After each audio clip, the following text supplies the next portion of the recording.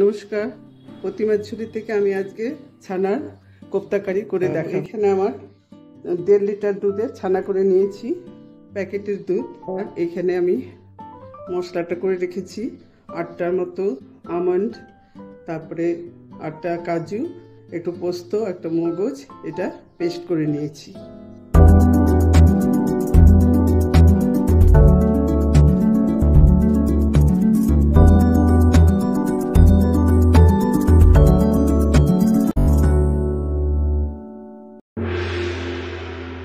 এখানে পরিমাণ মতো 1 টিস্পুনের মতো নুন দিলাম, এতটা পরিমাণ আমি চিনি দিলাম, 1/4 টিস্পুন হলুদ দিলাম, এখানে কাশ্মীরি লঙ্কা দিলাম 1 চামচ, এটা ঝাল হবে না কিন্তু কালার হবে।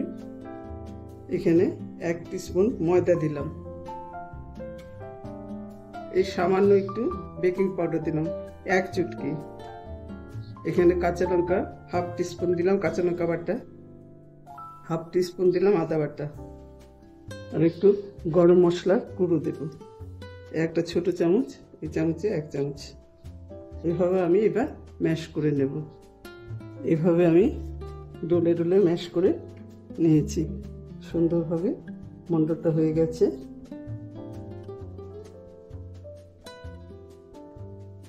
এইভাবে মন্ডটা তৈরি করে নেবে সবাই।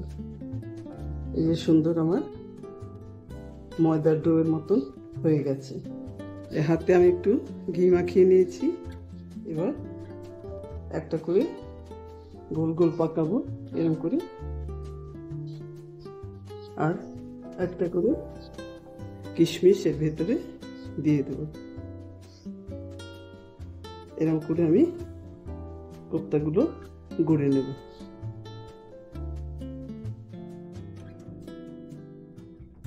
কড়াই বসিয়ে দিয়েছি, এবার আমি সাদা তেল দিয়ে ভাজবো। আমি এই 4 কড়া তেল দিয়ে দিলাম, আর বড়াগুলো মিডিয়াম আছে ভাজবো। তেলটা গরম হলে তারপরে বড়াগুলো দিয়ে দেবো। তেলটা না গরম হলে আবার বড়াগুলো আটকে যাবে। কড়াইটাও গরম হতে হবে, তেলটাও গরম হতে হবে, তারপরে আঁচটা মিডিয়ামে করতে হবে, তাহলে ভাজাটা ঠিক মতন হবে। এবার আমি আঁচটা কমিয়ে দিলাম, এবার বড়াগুলো দিয়ে দিচ্ছি। সাথে সাথে উল্টাবো না, একটু কচে দিতে হবে, তারপরে উল্টাতে হবে।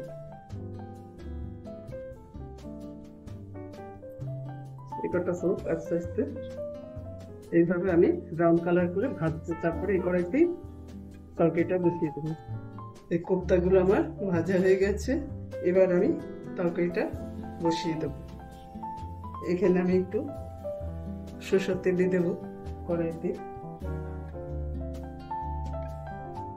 এই 2 কলা সরষের তেল দিলাম, দিয়ে একটা শুকনো লঙ্কা ফাটিয়ে দিলাম, 2টো তেজপাতা ছিঁড়ে দিলাম, একটু দারচিনি আর 3টে এলাচ দিয়ে দিলাম তেলের মধ্যে। সামান্য একটু জিরে দিয়ে দিলাম। এই তেলটার মধ্যে একটু চিনি দিয়ে দেবো, এই 1/2 টিস্পুনের মতো, একটু মিষ্টি মিষ্টি হয়, তাহলে এটা কালারও ভালো হবে তাতে। তারপর আমি এর মধ্যে টমেটো বাটাটা দিয়ে দেবো,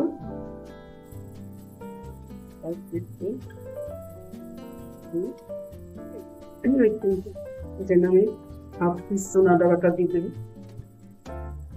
1/2 টিস্পুন কাঁচা লঙ্কা বাটা দিলাম। কাঁচা লঙ্কাগুলো ভীষণ ঝাল, সেজন্য আর দেওয়ার যাবে না।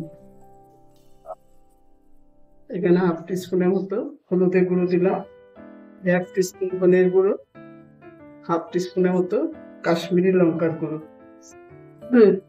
এই যে মশলাটা কষানো হবে, আর এটার পরিমাণে আমি নুন দিয়ে দেবো, 1 টিস্পুনের কম নুন দিলাম, আর 1 টিস্পুন আমি জিরে বাটা দিলাম, এটা বাটা জিরে। এবার মশলাটা কষাবো ভালো করে, আর এর মধ্যে গরম জল দেবে, জল দেবে। আর এখানে আমন্ড, কাজু, চার মগজ আর পোস্ত বাটা, এটা পেস্ট করে নিয়েছি, এটা এখন দিয়ে দেবো, এটার সাথে কষবে। কষে যখন তেল ছাড়বে তখন আমি এটা গরম জল দিয়ে দেবো। মশলাটা আমার কষানো হয়ে গেছে, কড়াই থেকে ছেড়ে এসছে, ভালো গন্ধ বেরিয়ে গেছে, এই যে তেলও ছেড়েছে মশলা থেকে। এখন আমি গরম জলটা দিয়ে দেব। এই গরম জলটা আমি দিয়ে দেব। জলটা পরিমাণ মতো দেবেন আপনারা বুঝে, কারণ কোপ্তাতে খুব জল টেনে যায়। এটা ফুটে উঠলে বেশ ঘন হয়ে আসলে পরে তখন একদম ঘি গরম মশলা দিয়েই, কারণ কোপ্তা দিয়ে বেশি নাড়া যাবে না, আর কোপ্তাগুলো আমার খুব সফট হয়েছে। মনে করে ওপর দিয়েও ঢেলে দিতে পারেন আপনার যদি খুব সফট হয়।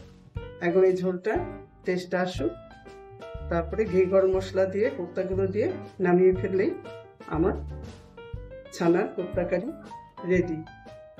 এই ঝোলটা আমার হয়ে এসছে, এর মধ্যে কোপ্তাগুলো দিয়েই নামিয়ে ফেলবো। আর দুটো কাঁচা লঙ্কা ভেঙে দিচ্ছি, গন্ধটা খুব ভালো আসবে। এখানে 1/2 টিস্পুন আমি ঘি দিয়ে দিলাম, আর এই ছোট চামচে 1 চামচ আমি গরম মশলা দিয়ে দিলাম। এবার আমি কোপ্তাটা দিয়ে নামিয়ে ফেলবো। এই কোপ্তাগুলো দিয়ে দিলাম, দিয়ে আমি নামিয়ে ফেলবো। আর বেশি ফোটাবো না, এই কোপ্তাতে ঝোল টেনে নেবে, ব্যাস আমার কোপ্তা অফ করে দেব। আমার কোপ্তা কারি হয়ে গেল। এইভাবে আপনারা প্লিজ একবার ট্রাই করবেন, আশা করি খুব ভালো লাগবে। ভালো লাগলে আমার চ্যানেলে লাইক করবেন, শেয়ার করবেন, সাবস্ক্রাইব করবেন প্লিজ, এটা আমার একান্ত অনুরোধ।